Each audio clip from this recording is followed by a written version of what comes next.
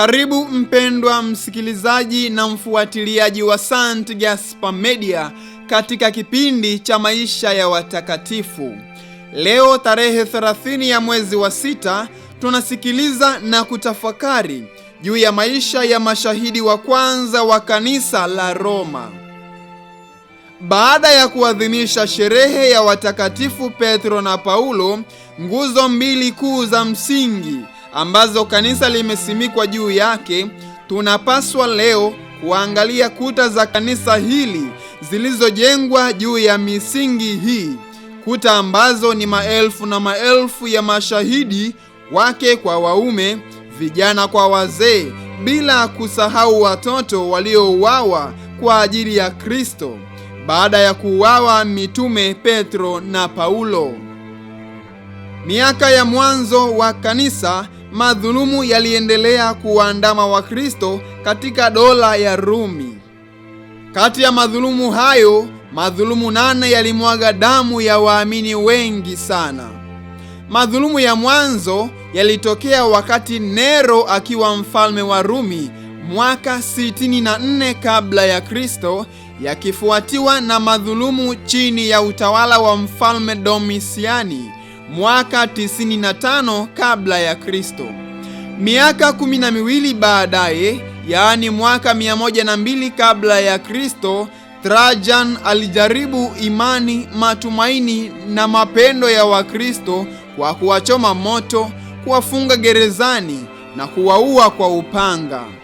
Mwaka 135 kabla ya Kristo, Hadrian aliwaua Wakristo na baada yake akafuata Marco Aurelio mwaka 180 kabla ya Kristo.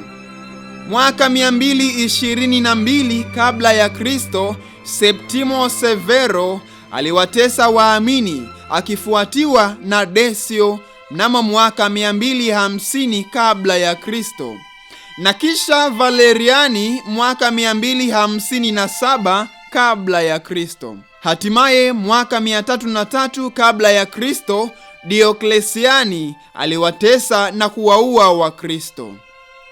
Baada ya miaka 250 ya majaribu na mateso, kanisa lilianza kufurahia amani na utulivu na likaanza kuenea mahali pengi kuanzia mwaka 314 kabla ya Kristo, wakati mfalme Konstantini wa Rumi alipotangaza Ukristo kuwa dini rasmi ya dola ya Rumi katika hati yake maarufu ya Milano.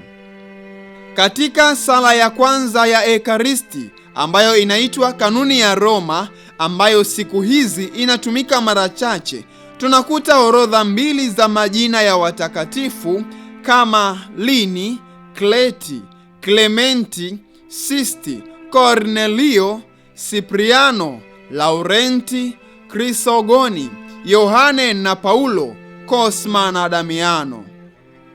Kabla ya mageuzo na baada ya mageuzo, tunakuta orodha ya pili ya majina kama Inyasi, Alexander, Marcelino, Petro, Felicita, Perpetua, Agata, Lucia, Anyesi, Cecilia na Anastasia.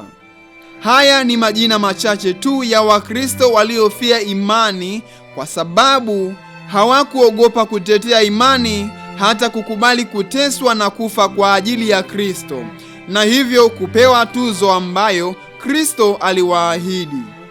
Hawa wanamfuata mwana-kondoo wakiwa wamevaa mavazi meupe.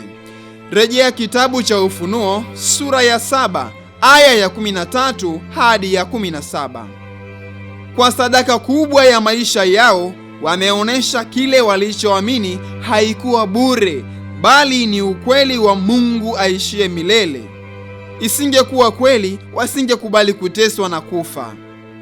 Katika mazingira ya sasa, ni mara chache tunakutana na madhulumu kama haya.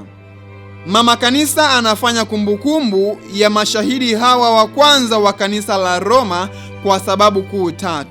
Kwanza, ili tufahamu kuwa damu ya mashahidi ni mbegu ya kustawisha imani.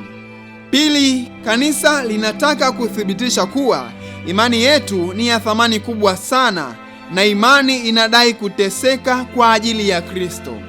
3, tufahamu kuwa hata sisi tunaitwa kutetea imani, matumaini na mapendo yetu, hata kama itabidi kuteseka na kufa kama wao kwa ajili ya ndugu zetu.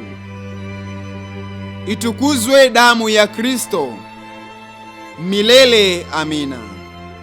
Tafakari fupi inayotokana na maisha ya mashahidi wa kwanza wa kanisa la Roma. Kufa kwa ajili ya ukweli sio kufa tu kwa ajili ya imani yako au nchi yako, ni kufa kwa ajili ya ulimwengu mzima. Damu ya mashahidi imemwagwa kuthibitisha imani ya kweli. Mwenye imani ya kweli atatafuta kuujua ukweli, atatembea na Mungu na atakuwa huru kumtumikia Mungu. Watakatifu wengine tarehe 30 ya mwezi wa 6. Mtakatifu Basilides, mfiadini wa Misri. Watakatifu Timotheus, Zikotus, Italicus na Gelatus, wafiadini wa Afrika Kaskazini.